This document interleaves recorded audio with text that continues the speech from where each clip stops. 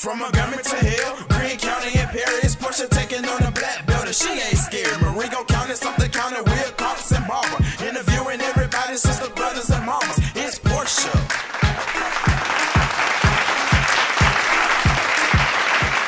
Hey, what's up, y'all? This is Portia. Portia takes on the black belt. I hope you guys enjoyed tonight's show featuring the Blackbelt Citizens as they take on the fight for environmental injustices. We also got Cory Booker in there a couple of times, as well as the NowThis staff and Mustafa Ali from the Hiphop Caucus. Man, you guys, great things are happening in our area, and I hope you guys enjoy tonight. How you feel about today, Adam? Hey, Portia. We're taking on the black belt today. We're here in Uniontown, Alabama on Friday, June 23rd, 2017. Here at Mr. Eaton's house, we're waiting on U.S. Senator Cory Booker to show up so we can take him on a tour.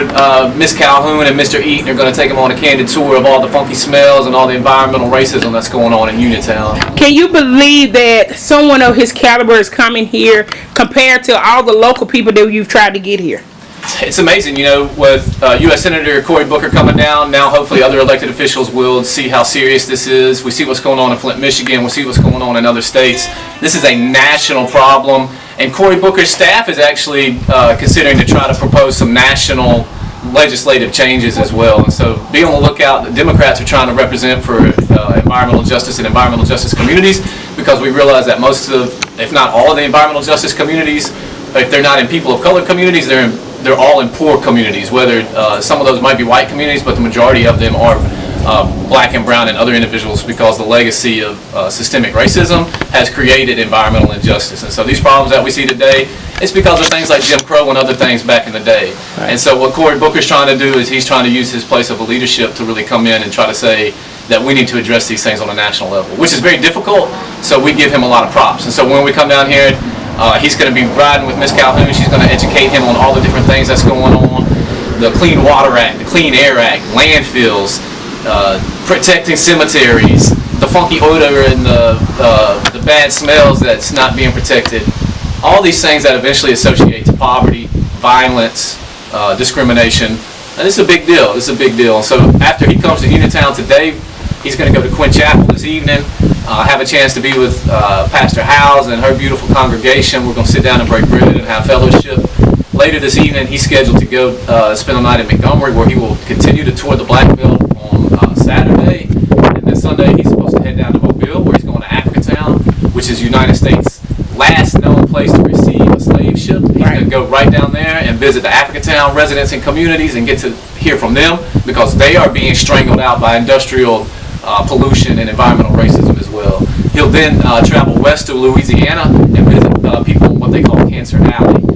Right now, there's already activism going on in Louisiana. They're standing up strong 10 years after Katrina. They know what these type of things look like.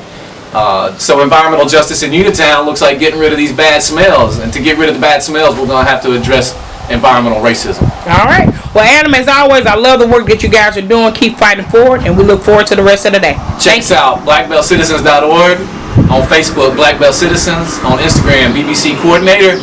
What we're going to try to do is we're going to try to make sure that Portia Takes on the Black Belt continues to lift up these stories.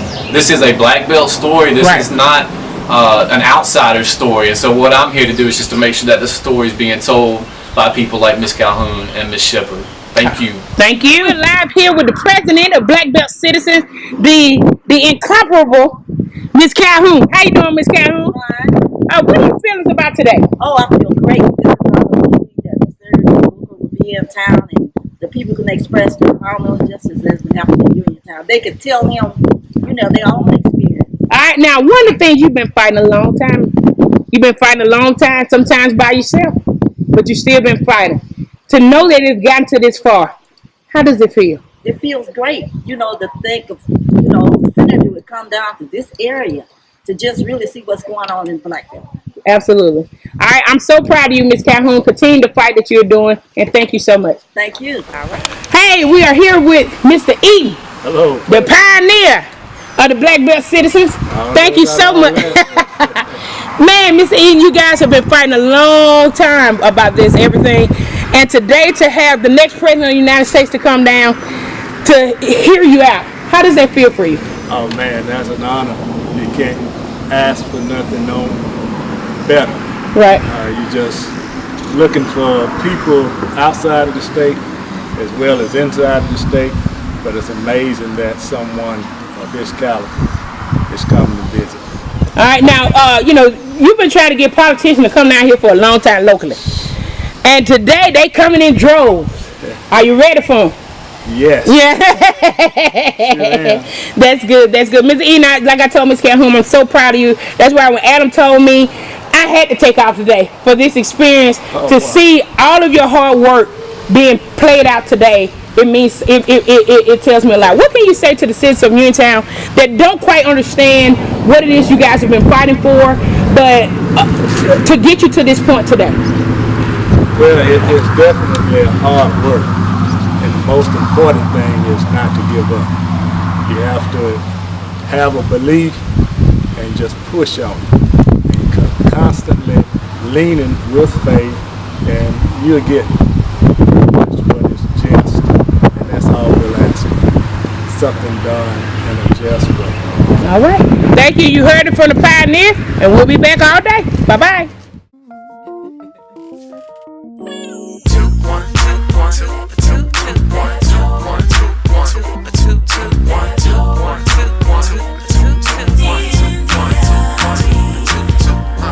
Cory. Hi, Cory. I'm Portia. Thank you for coming to the Blackbelt of Alabama. It's very good to be here. All right, before you meet the important people, I just want to get a quick interview for my audience that focus strictly here in the Blackbelt of Alabama. That's great. All right, what are you? How do you feel about coming here today? Well, I'm just excited to get a chance to meet some great racing up to environmental justice issues and try to make sure that we live in a country that has true different justice for all. All right, now these citizens have been working a long time. They've been fighting a long time. Their blood, sweat, and tears. And for you to come here today, it means a lot to them. What can the people here in the Blackbelt of Alabama can expect from you? Going back to these things basically today,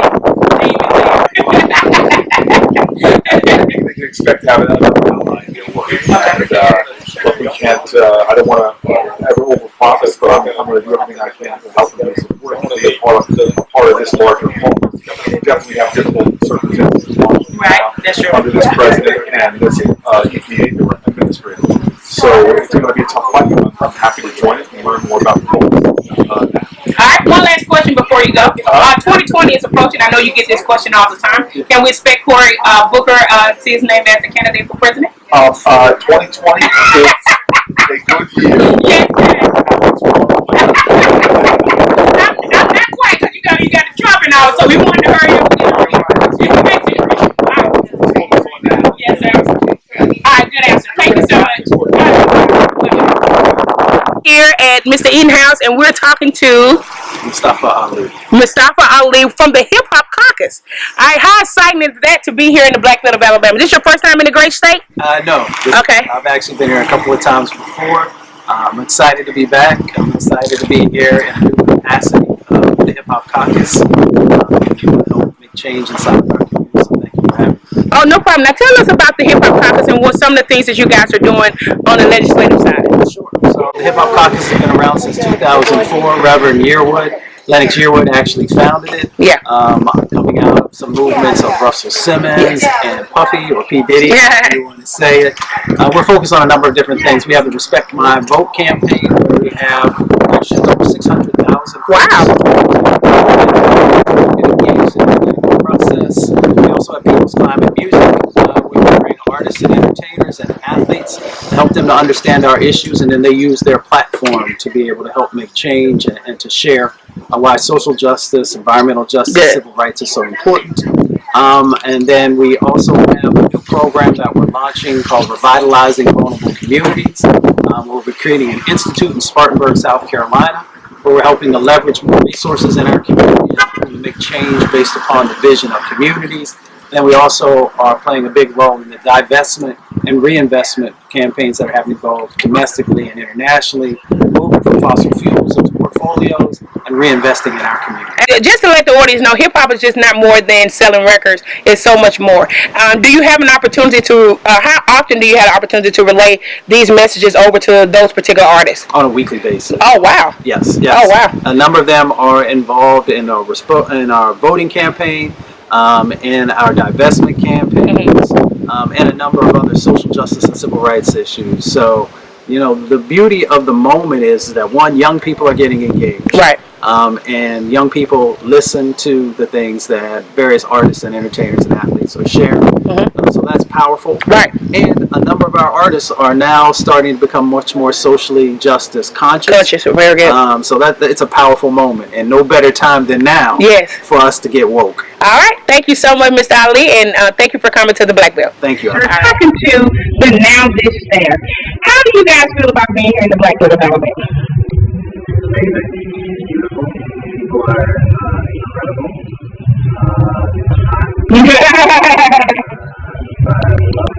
Great. One of the things you guys have been doing, you follow the senator down here. What would you take back with you? I think it's amazing that people have dedicated together to fight for this cause. It's just the unity, the power, the strength that I've seen in the community is very empowering and very touching. Yeah, never giving up. That's what everybody we talk to is talking about. It's really impactful. You guys do incredible work. I love NowThis. I just feel, yeah. I think it is so freaking amazing that you guys, the level that you want to come to our area, it means so much to me. Like you guys are doing in your lives. What could you tell us? I would just pick up a camera or a phone, just like what you're doing, and learn how to edit some stories. Everyone has fun stories. Everyone's got an incredible story. Thank you guys for coming. All right. The end of the day. How do you feel? I feel inspired by the people of this community, even though they've got the toughest of circumstances and challenges that just should not exist in America. There's a fortitude and a grit here, and it's gonna make me proud to be a part of helping out. And a really important fight, not just for Uniontown, but really a fight for America. All right. Thank you so much for coming out. Thank you. Hey, wasn't that a great show? I told you guys it was good. The audio was a little off from NowThis staff, so I'm going to upload just that portion on the Portia Takes on the Black Belt page. Thank you guys for tuning in. See you next week. Bye-bye. But understand that I'm here because there's a disturbing pattern in America. Okay. All right. Now, I'm here because your fight is not just a local fight. It represents a much larger disturbing pattern in America. Why is it that the environmental injustices that you are facing, I leave here, I go to another community in Alabama, then I go to some place called Cancer Alley in Louisiana, then I'm going back to Newark, New Jersey, which we have 2 Superfund sites within 3 miles of my house. What is this disturbing trend that poor communities, disproportionately minority communities, seem to be struggling with outrageous environmental injustices? Echoing Frederick Douglass. He said, in life you might not get everything you pay for, but you gotta pay for everything you get. She rubbed my back as I wept there, rubbing my back. She said those 2 words over and over again. Stay faithful, stay faithful, stay faithful. All right. Your fight is not just your fight. You're fighting for the children of this community. You're fighting for their children too.